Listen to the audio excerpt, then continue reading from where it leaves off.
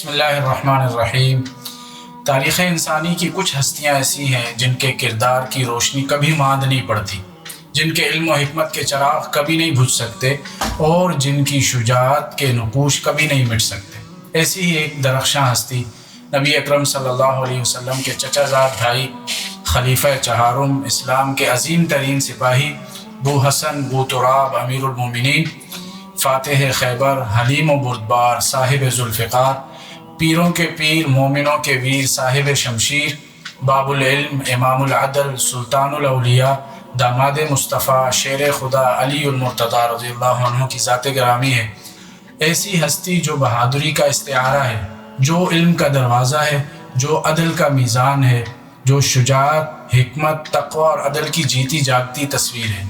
جو بچوں میں سب سے پہلے اسلام لائے، جنہوں نے شب ہجرت نبی کریم صلی اللہ علیہ وسلم کے بستر پر لیٹ کر حرمت رسول پر جان بھی قربان کا عملی ثبوت پیش کیا، جن کے اخلاق اور کردار میں نبی اکرم صلی اللہ علیہ وسلم کی جھلک دکھائی دیتی تھی، جنہیں نبی اکرم صلی اللہ علیہ وسلم نے اپنا بھائی فرمایا، جنہیں حضور نے علم کا دروازہ کہا، جنہیں حضور نے اللہ اور اس کے رسول کا محبوب ہونے کا پروانہ عطا کیا اور جنہیں ان کی زندگی میں ہی جنت کی خوشخبریاں سنائی گئیں۔ سامعین محترم، حضرت علی کی شخصیت ایسا سمندر ہے جس کی گہرائیوں میں علم و معرفت کے لال و گوہر چمکتے ہیں اور جس کی موجیں عدل و انصاف، وفا و ایثار کی داستانیں سناتی ہیں۔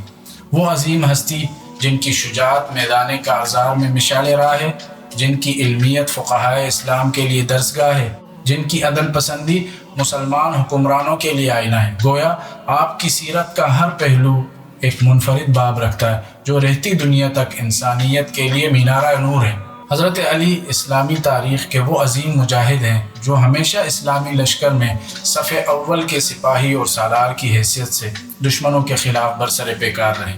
شیر خدا جیسی شجاعت اور بہادری کی مثالیں تاریخ میں بہت کم ملتی ہیں۔ میدان بدر ہو یا احد، خندق ہو یا خیبر، ہر مقام پر آپ نے بے مثال جرأت کا مظاہرہ کیا۔ غزوہ بدر میں جب مشرکین نے مقابلے کے لیے للکارا تو شیر خدا ان 3 ابتدائی مجاہدین میں شامل تھے جنہوں نے دشمن کے نامور سورماؤں کو جہنم رسید کیا۔ غزوہ احد میں جب دشمنوں نے نبی کریم صلی اللہ علیہ وسلم پر حملہ کیا تو علی المرتضیٰ نے اپنی تلوار کے جوہر دکھائے، دشمنوں کو دھول چٹائی اور حضور کے دفاع میں سیسا پلائی دیوار بن کر کھڑے رہے۔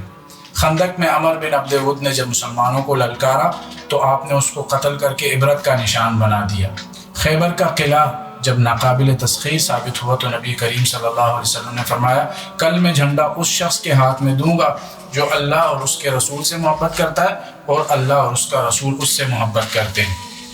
اگلے دن جھنڈا حضرت علی کو دیا گیا اور آپ نے قلعہ خیبر کے دروازے کو اکھاڑ کر اسے فتح کر لیا۔ سامعین مکرم، حضرت علی کرم اللہ وجہ نہ صرف میدان جنگ کے ہیرو تھے بلکہ علم و دانش کے بھی امام تھے۔ شیر خدا کی علمی بصیرت کا اندازہ اس بات سے لگایا جا سکتا ہے کہ آپ کے فیصلے خلفائے راشدین کے دور میں عدل و انصاف کی علامت بنے اور سب سے بڑھ کر خود نبی اکرم صلی اللہ علیہ وسلم نے فرمایا، میں علم کا شہر ہوں اور علی اس کا دروازہ ہے۔ یہی وجہ ہے کہ حضرت علی کے اقوال، خطبات اور فیصلے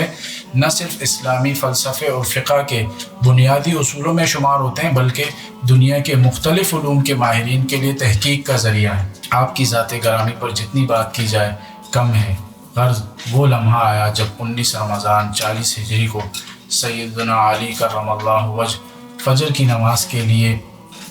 کوفہ کی جامع مسجد میں داخل ہوئے۔ نماز شروع کی، سجدے کے لیے جھکے تو عبد الرحمن بن ملجم نامی ملعون نے زہر آلود تلوار سے آپ کے سر پر حملہ کیا اور آپ شدید زخمی ہو گئے۔ زخموں سے چور اس حالت میں آپ نے کیا گراں قدر جملہ ارشاد فرمایا، فزت ورب الکعبہ، رب کعبہ کی قسم میں کامیاب ہو گیا۔ زخموں کی شدت کی وجہ سے آپ 2 دن شدید تکلیف میں رہے اور 21 رمضان 40 ہجری کو شیر خدا نے 63 سال کی عمر میں جام شہادت نوش فرمایا اور یوں زہد و تقوی، علم و حکمت، فصاحت و بلاغت، شجاعت و اخلاص کا یہ حسین امتزاج رکھنے والی شخصیت مومنوں کو داغ مفارقت دے گئی۔ سامعین مکرم، آج جب کہ دنیا میں عدل کی کمی ہے، حکمت مفقود ہے، شجاعت کی روح مردہ ہو چکی ہے، آج ضرورت ہے اس بات کی کہ شیر خدا